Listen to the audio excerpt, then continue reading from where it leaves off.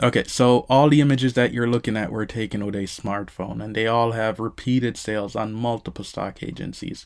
Recent smartphones are a viable option in creating stock content, so don't let the gear that you have hinder you from creating and from potentially earning from your photos. Today's video will focus on creating stock photos with your smartphone and editing those photos on a mobile device. Let's get started.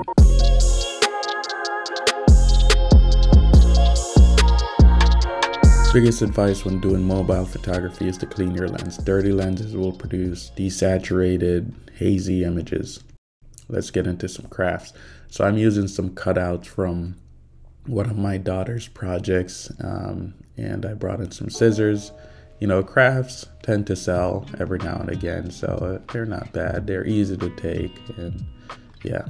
And you want to turn on RAW whenever possible, or if it's available on your phone, because that will produce better photos and give you more editing capabilities later in the editing process. I'm using natural light coming in from this window in my kitchen. Alright, so I have these medical tubes, vials, so I decided to take some abstracts photos of them. They're very colorful, so I thought they would make good abstract backgrounds or whatever. So that one's fairly nice. Yeah, you want to add some light if natural light is not cutting it, because the limitation of cell phone photography is the fact that it suffers from lighting, from poor lighting. You know, your images will be very grainy if enough light is not present. So add enough light to make your photos look good. Alright, so now I moved on to shooting some medical stuff. I have this stethoscope, and later I move on to including a sphygmometer. That's for taking blood pressure. So there you can see it on the right there. Medical equipment always sells because that's a constant topic within the news and society in general. So you want to get a variety of shots, you know, different angles, include copy space and whatnot. Alright, let's get to the money. Alright, so money always sells in stock photography without question. So I got my daughter's piggy bank here, and I'm just taking some different shots, and later I will move on to emptying it out right here. It took a surprisingly long time to empty this thing. And we're emptying. Yep.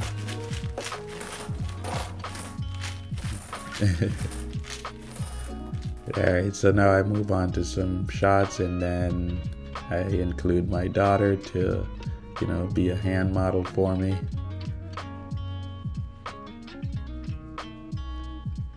Yeah, and once again, you just want to do a variety of shots and, you know, include copy space whenever possible. So now I'm taking advantage of the fact that there's a macro lens on this phone, so I'm getting some real close-up shots. And there was a bug there that was in the that was in the piggy bank. Alright, so now I move on to trying to create some little stacks of coins. It's very hard to do when you don't have like a coin stacker. So I thought that was a good shot right there. And I'm trying to move it so I don't get that line in the background from the other poster board. So now I'm creating like a space for copy space.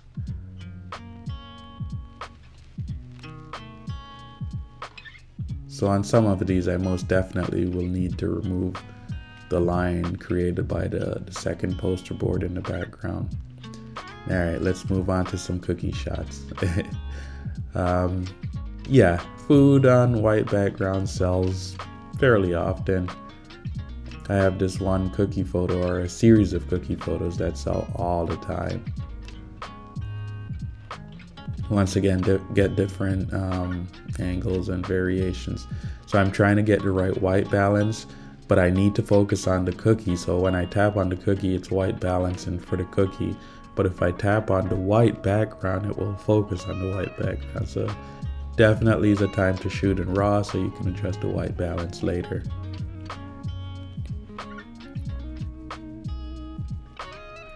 And once again, you know, include a human element whenever possible.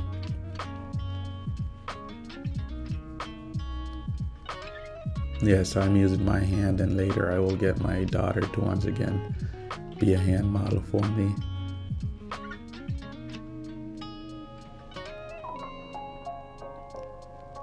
You know, I take multiple photos of the same scene or position because, you know, we shake, and, you know, if you take multiple photos, you reduce the chances of getting all of those images with shakes in them.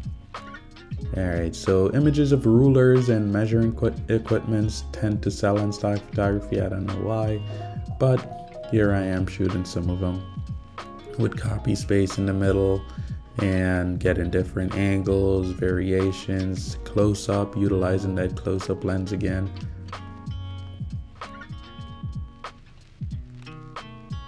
And when you're doing these photos, you know, you want to take the time to consider your editing process. You know, you don't want to remove stuff in Photoshop if you can eliminate it in camera, because, you know, that's just wasting your time really. So now I'm shooting some potted plants, once again including that human element whenever possible. And you can see I'm periodically tapping the phone screen, and that's just to tap to focus where I need the focus to be. Alright, so let's get to the editing. Okay, so here we are in Adobe Lightroom on the iPad, and I've imported about 10 of the images that I photographed. Yeah, in order not to bore you guys too much, however, I am gonna speed through this editing process and do some voiceovers throughout. Alright, so here we are editing this spignometer. I'm gonna apply some sharpening and remove the logo. I'm also gonna remove that certified sign or text. It's not necessary. I tend to go for like high key looks when I'm editing these images, you know, more contrasty look.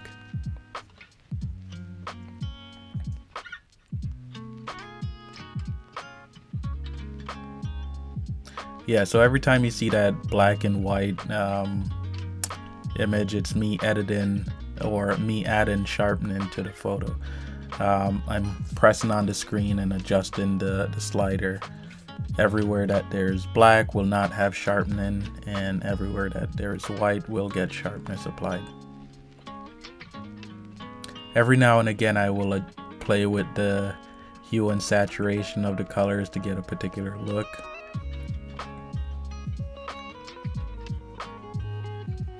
So like in this part, I wanted the greens to be a bit greener and to not be so bright, so I toned them down in the hue and saturation section. And I just added a linear gradient to bring some brightness on the side of that last image.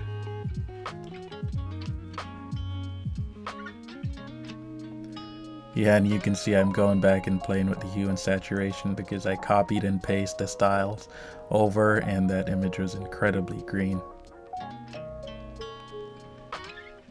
Yeah, you just want to make sure you go through and clear up any little spots that might get your images rejected. Yeah, and we're coming to an end now. So once I'm done, I will export all the images to one of my iCloud folders. So I'm gonna put up on the screen now all of the images that I edited, and I'll do some before and afters.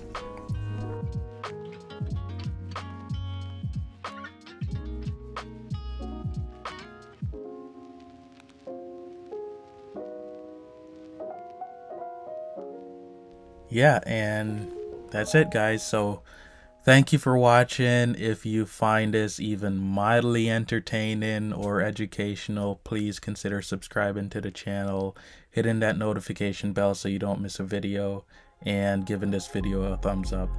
Alright, so until next time, have a good one.